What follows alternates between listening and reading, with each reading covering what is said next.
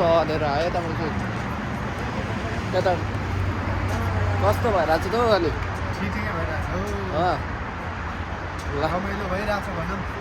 यो हाम्रो भ्लग चाहिँ सब्सक्राइब गरिदिनु होला नयाँ भ्लग हो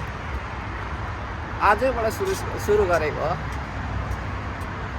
ल बाई हामी चाहिँ अहिले भित्र भ्लग टक्क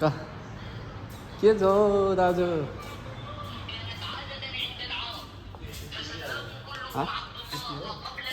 भ्लग तपाईँलाई स्वागत छ भ्लग